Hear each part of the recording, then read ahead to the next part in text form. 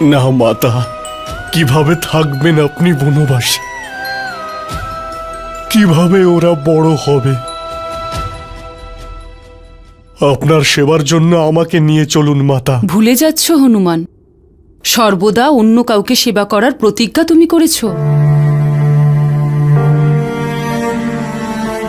কিরকম পরিস্থিতিতে পড়লাম আমি? আপনি আপনি এত নিষ্ঠুর হবেন না।